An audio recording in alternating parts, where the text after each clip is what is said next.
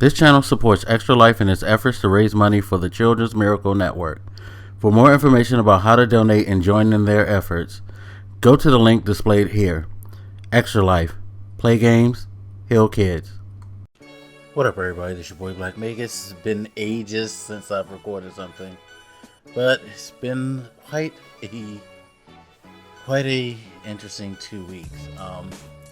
Just wanted to, record something, give you guys a little update on what's been going on, and just to try to get back into the swing of things, because there's going to be a lot that we're going to be trying to do over the next 3 months. I should say 4 months leading up to a big event, which I'll get to later. So, first of all, I've been ill, to say the least. Complications with the gout, the inflammation that comes from that. Following having, a lot of family time the previous weekend before I started feeling really, really bad, which was good. So at least I had the high before the low took me down. And then, the usual grinding beforehand, which is probably why I'm just totally fucked physically. So, feeling better, walking around, things like that. This was actually a pretty good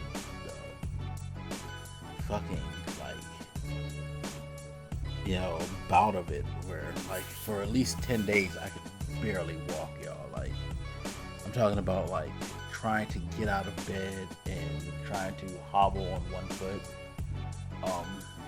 using aids was just not cool, and shit feels like a broken fucking leg or broken limb, and no pain relief whatsoever to stop it. So it's trying, and it's exhausting mentally and physically, but I'm up, I'm moving now. I should be getting back to work tomorrow, thank God, because that's the problem with this thing. It's not that it's not even the pain. It's just, for me, the thing that really bothers me is not being able to do anything, not being able to, like I said, walk, get around on my own, take care of things, just to do the simple things. It's very, very humbling, and it's very, very frustrating. And of course, when you can't work, you don't get paid, so that's even worse. You know what I mean? So, yeah, but it is what it is. It's something I'm just gonna have to be better at. It's been a while since I've had a bout like this, which is crazy. It always seems to be like that one time a year, and it always seems to be around this time of year where things just go haywire, and we just readjust. So hopefully this is that time, and we readjust and we're able to progress, keep it moving. But I'm working on some stuff to try to take care of that on a personal level. It's just, like I said, it's just really, really tiring, really, really frustrating. We get through. Now, there's been a lot that I've been missing since I've been gone. In particular, we just had an E3. Didn't have E3 in 2020 for the first time in, I can't tell you how long. I guess since its inception in the 90s. This is the first time there hasn't been an E3. So a lot of people were finding it strange.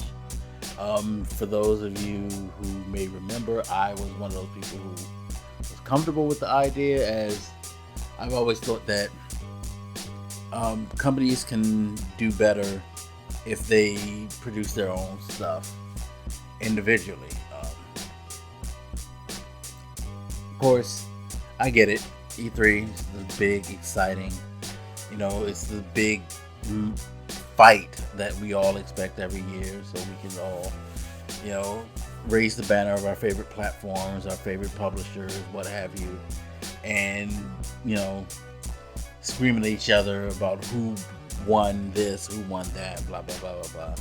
You know, and I did enjoy, you know, the spectacle in a lot of ways. Not as much as you guys did, but I did find enjoyment in the spectacle.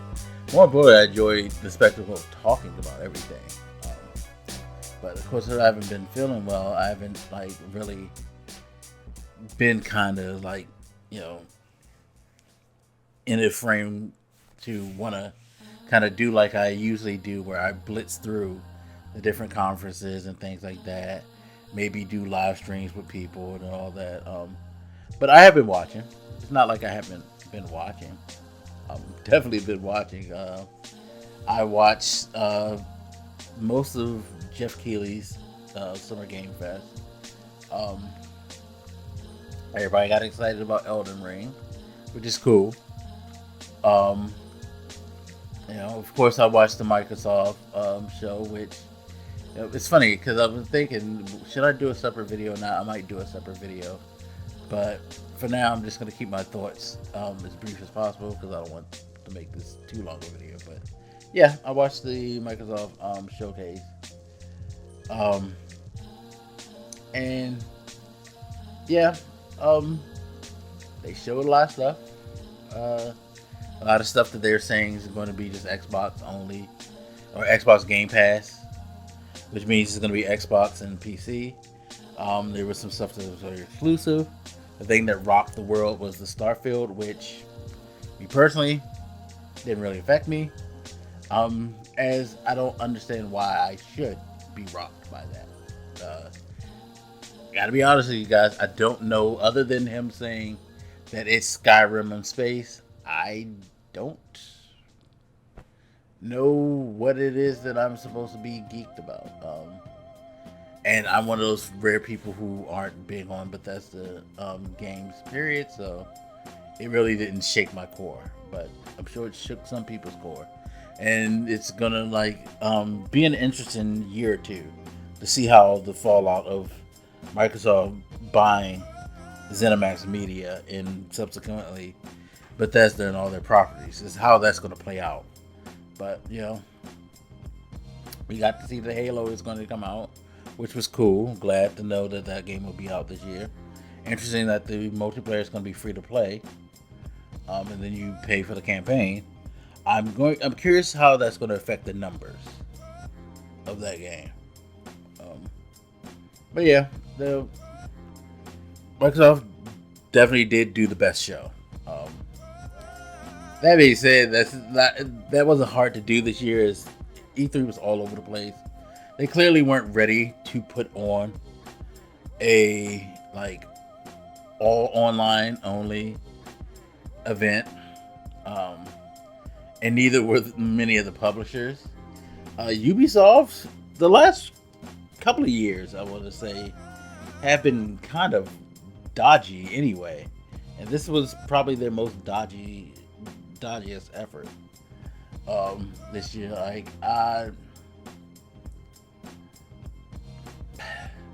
yeah, they really do much. I mean, you saw Riders Republic, New Rocksmith, cool. That's about it. Oh yeah, and they're going to continue to make content for some of their games, like Assassin's Creed Valhalla and gosh, I can't think of the name of the game. This is why you have the internet, Michael. Legions, which I can't think of the real name of it, but you guys know what I'm talking about. But yeah, not really much from them.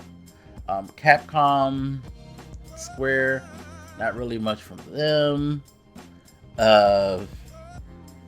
Take-Two did an interesting talk on diversity and equality, which seemed weird in the middle of a gaming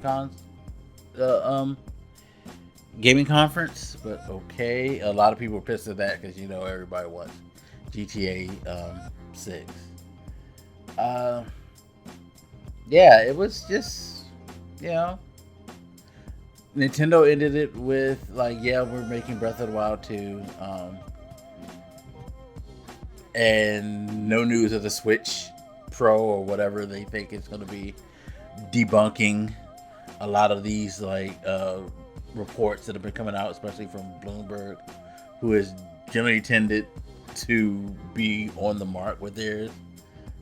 So, yeah, like thinking about what I'm saying now, do I really need to do a separate E3 video?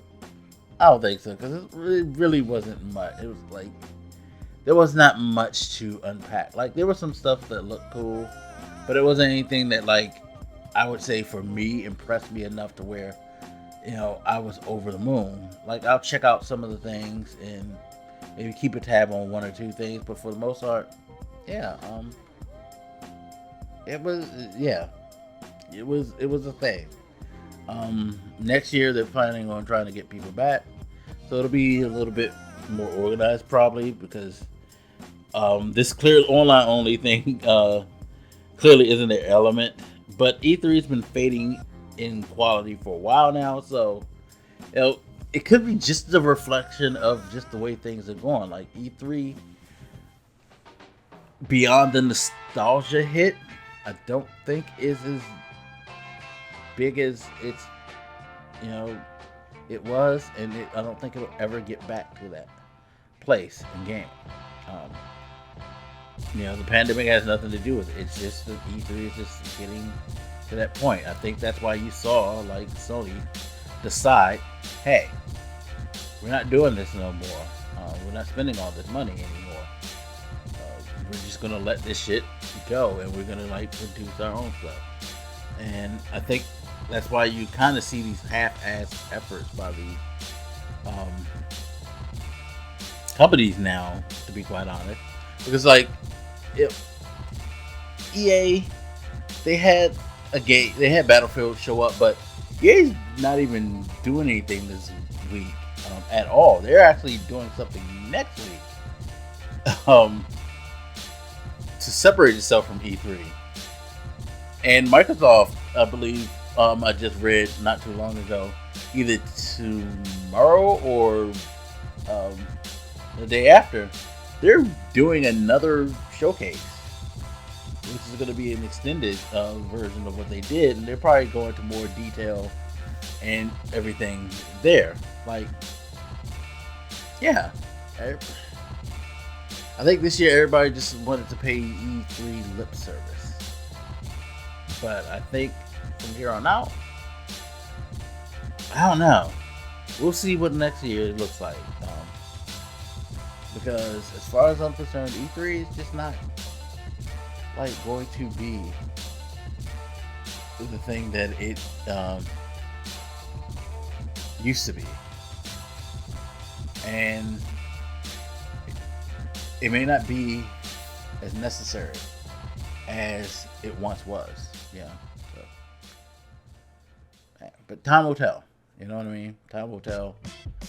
We'll get to see exactly how it goes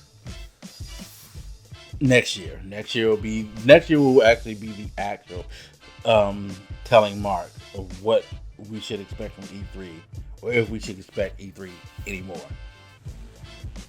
But yeah. And well, of course, there's been a lot of stuff going on in the world. I won't go into that, but it's wild as ever. Yay, Juneteenth's a holiday, but boo.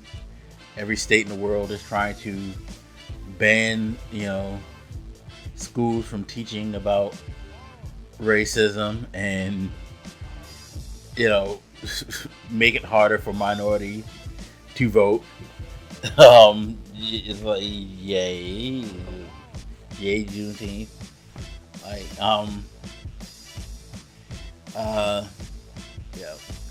Republicans banning all the shit that they can ban in the world, openly saying we don't want him to have a Supreme Court justice, we're going to block that too. Like, basically saying we need to stop people from doing their jobs so we can make it look like we're doing something so that we can get back in control and do nothing as usual, except for find ways to make us also money and keep power. So, that usual thing is going on. You know, and lots of other stuff, like crazy stuff going on in the world. The world is crazy. So it's just so fucking crazy. Anyway, but yeah, that's pretty much it. We will be getting back to recording podcasts. I have been uploading the podcast. I've uploaded a couple already. I'm finishing up The Reason We're Born to SoundCloud, so people can go through the archives and listen. From here on out, any podcast I record will be immediately uploaded to SoundCloud. That way we can get the audio form